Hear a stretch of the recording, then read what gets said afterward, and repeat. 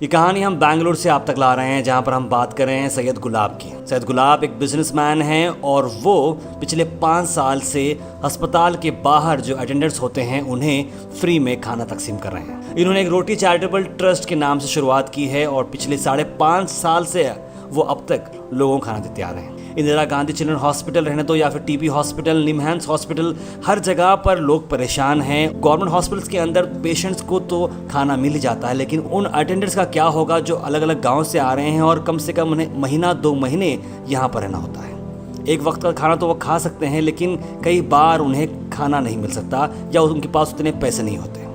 इन सब की मजबूरियों को देखते हुए सैयद गुलाब ने ये शुरुआत की। उनके करीबी दोस्त की बेटी की जब तबीयत ख़राब थी तो वो इस हॉस्पिटल को विजिट किए और वो देखा कि आसपास के लोग कितने परेशान हैं। उन्होंने ये हालत देखते हुए अपने घर से शुरुआत की और 150 लोगों को उन्होंने खाना दिया, लेकिन वो खाना बस नहीं हुआ था। खाना ख़त्म होने के बाद अगर सालन बचा था तो लोग ने सालन भी लिया और वो पीना शुरू कर दिया। सैयद गुलाब को सिचुएशन बहुत ख़राब दिखी। उन्होंने तभी तय कर दिया कि आने वाले वक्त में वो ये सर्विस को हमेशा के लिए कैरी करेंगे। अजहर मखसूसी जो हैदराबाद के हैं और सिमिलर वर्क वो करते हैं, लोगों तक तकसीम करते हैं, वो उनके कज़न हैं और उनसे उन्हें काफ़ी इंस्पिरेशन मिली। उसके बाद ये सिलसिला शुरू हुआ और खाना लोगों को दिया जा रहा है। आप जैसे देख सकते हैं कि हर जाति हर धर्म के लोग यहाँ पर आते हैं और सैयद गुलाब के हाथों से खाना लेते हैं। लॉकडाउन के अंदर भी उन्होंने काफ़ी सारी मेहनत की, खास करके माइग्रेंट लेबर्स की। लोगों तक वो पहुँच खाना तकसीम करते थे। रोज़ अगर हम बात करें तो 700 से बढ़कर लोगों तक ये खाना पहुँचा रहे थे ब्रेकफास्ट और लंच में।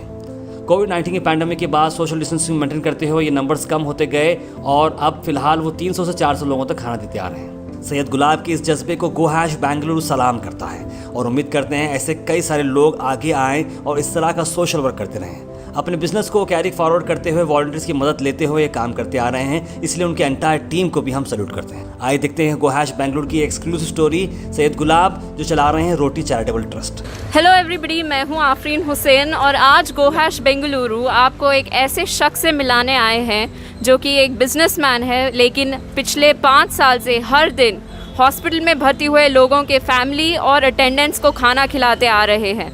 आइए मिलते हैं सैयद गुलाब से जो रोटी चैरिटी ट्रस्ट चलाते हैं और इनसे जानते हैं कि इनकी ट्रस्ट की शुरुआत कैसे हुई थी। तकरीबन 5.5 सालों से हमने इस काम को अंजाम दे रहे हैं। एक यहाँ पे गवर्नमेंट हॉस्पिटल है, इंदिरा गांधी चिल्ड्रंस हॉस्पिटल और टीबी हॉस्पिटल और निमहांस हॉस्पिटल। यहाँ ऐसे मुसाफिर आते हैं अलग अलग देश के अलग अलग हिस्सों से, अलग अलग स्टेट के अलग अलग ज़िलों से यहाँ पे अपने इलाज के लिए अपने बच्चों को, अपने बड़ों को गवर्नमेंट समझ के लेके आते हैं। तो यहाँ पे मसला क्या है, गवर्नमेंट के तरफ से तो पेशेंट्स को मिल जाता है, जो उनके साथ में जो रहते हैं अटेंडर्स, उन लोगों को बहुत दिक्कत होती है। तो बेचारे गरीब ऊपर से 2-2 महीना 3-3 महीना यहाँ पे एडमिट होके रहते हैं। तो एक टाइम खाते हैं बेचारे, दूसरे टाइम के लिए इतना प्रॉब्लम्स, इतना दिक्कत रहती है। तो इसको देखते हुए तकरीबन 5.5 साल पहले मैं हॉस्पिटल जाया करता था। एक अपनी दोस्त की बच्ची एडमिट थी, तो वहाँ पे हालात देखे कि इतने मजबूर हैं आदमी लोग 2 महीने 3 महीने से।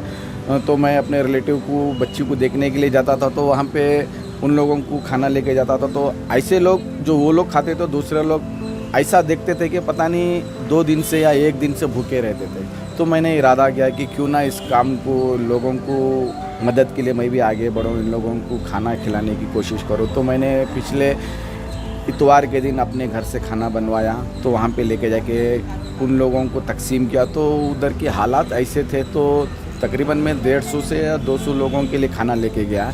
तो इतने मजबूर हैं, इतने टूट पड़ रहे थे खाना लेने के लिए। तो मैंने वहीं से इरादा किया कि आदमी लोग इतना टूट पड़ रहे थे खाने के लिए, तो मेरे पास जो सालन, जो खाना लेके गया था, खाना ख़त्म हो गया था, सालन बचा हुआ था। तो इतने लोग मजबूर हैं कि सालन भी लेने के लिए मजबूर हैं, ऐसे खोल के पैकेट में से सालन पी रहे हैं। तो मैंने इरादा किया नहीं भाई, बहुत यहाँ पे ज़रूरत है आदमियों को, तो मैं इसको कंटिन्यू करूँगा। बल्कि हर इतवार 6 महीने तक मैंने इस काम को कंटिन्यू किया, मैं अपने दोस्त लोग मिल के। फिर उसी टाइम पे अजहर मखसूसी बोल के जो हमारे कज़िन है हैदराबाद में, उनसे मुलाकात हुई। तो तकरीबन उन्होंने 10 सालों से ये काम को अंजाम दे रहे हैं, गरीबों को तकसीम कर रहे हैं खाना। तो उनसे मुलाकात हुई, तो उन्होंने कहा इसको क्यों ना आप, अगर से आपकी काम से आपको टाइम मिलेगा तो इसको आप कंटिन्यू कर सकते हैं क्या, मेरे को पूछे।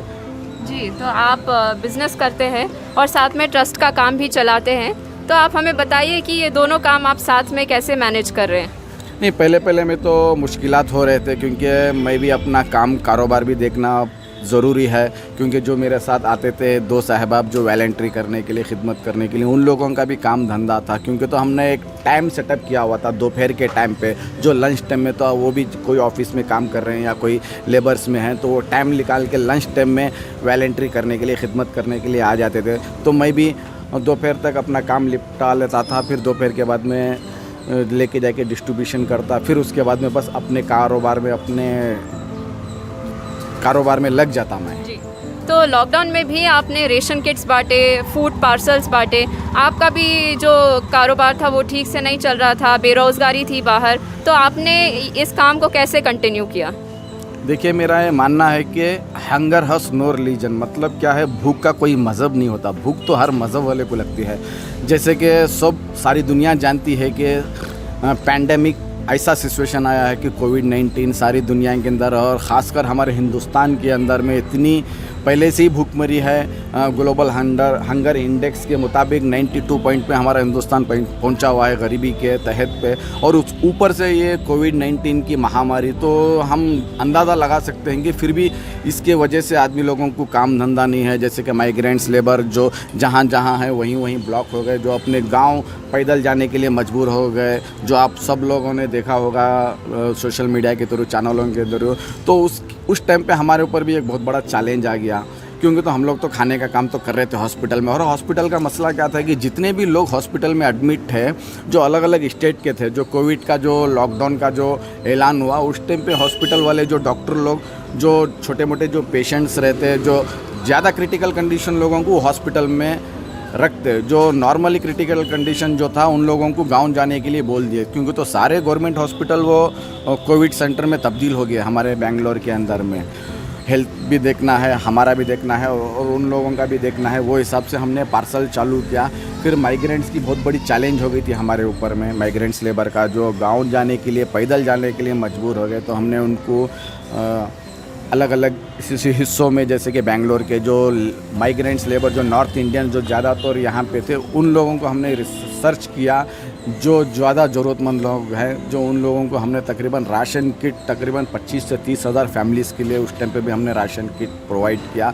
अब वैसे तो खाने का काम तो हमारा तो तकरीबन जब से लॉकडाउन हुआ, वैसे तो 5 सालों से तो काम चल रहा है, लॉकडाउन के दौरान भी हमारा काम तो डबल हो गया।